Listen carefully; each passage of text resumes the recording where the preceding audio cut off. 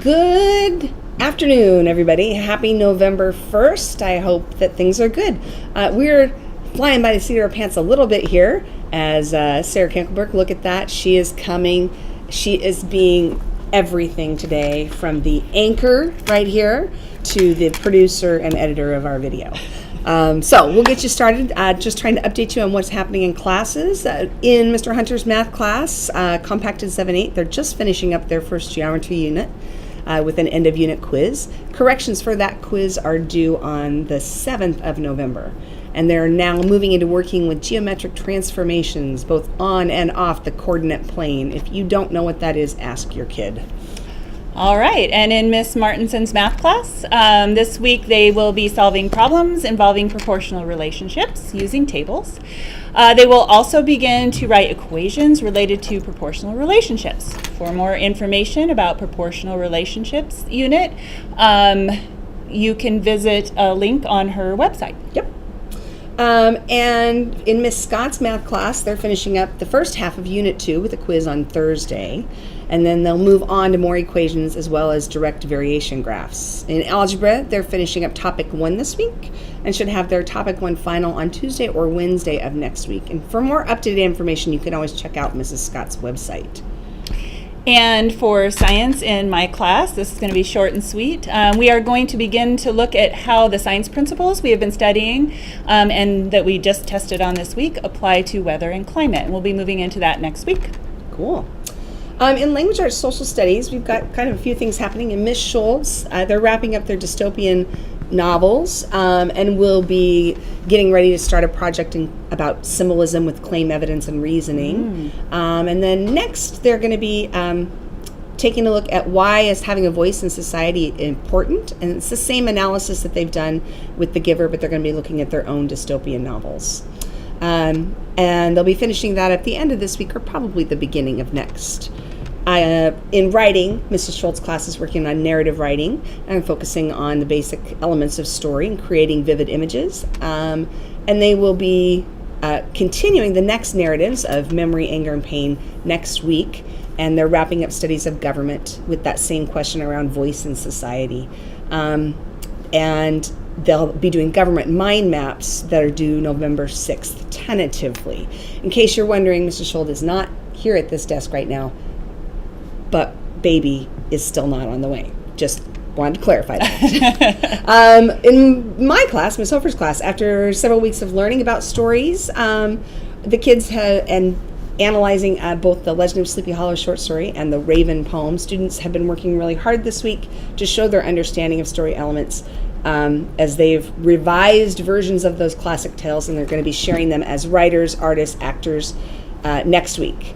So, and then we're going to launch into some new mini projects about traveling around Washington State, finishing up Part-Time Indian, and also just a reminder that Skyward's going to be getting an overall very soon.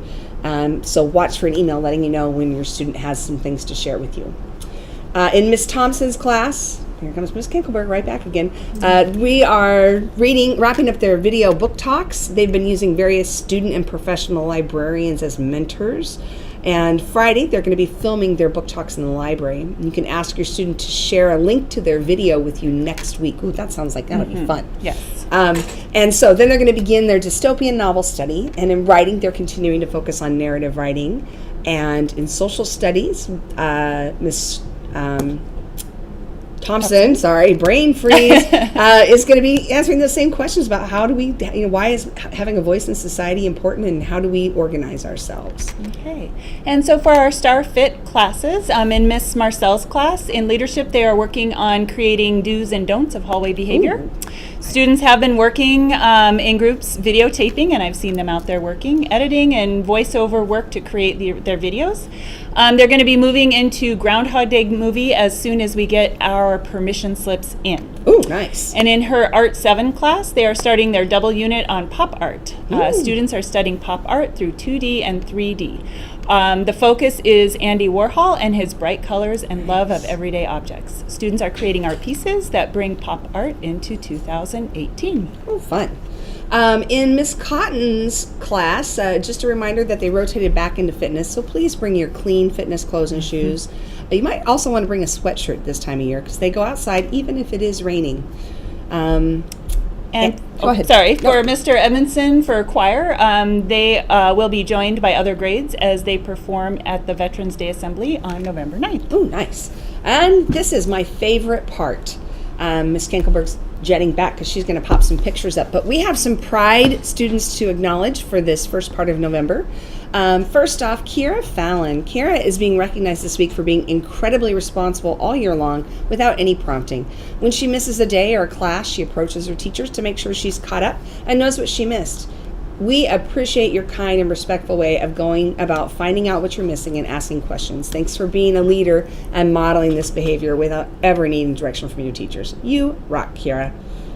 And we also have Avery Walunis.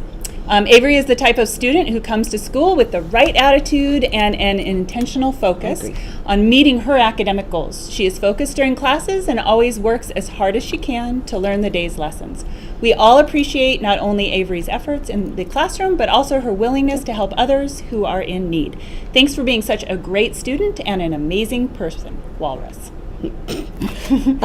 And then also we'd like to recognize Gabby Van Camp. Gabby started the year as one of our very quietest students, but she's quickly demonstrated that she is hardworking and kind and adds volumes of character to our team. She's gaining confidence and reaching out to us and other students and is gaining attention as somebody who works really hard and demonstrates kindness. And we're glad that Gabby is on our teaching team and looking forward to seeing and hearing more and more from her as the year goes on.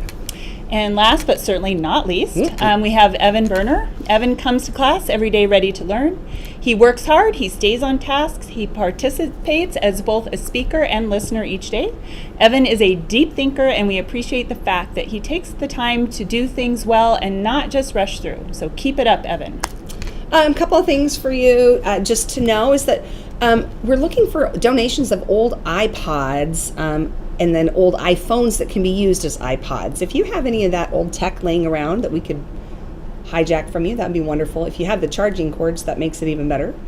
And other than that, I don't think we have any other upcoming important dates to make you aware of. So I think that's where we're at as far as news from Team Excel for the beginning of November. All right, so we will see you in a couple of weeks. Thanks. Have a good day. Yeah.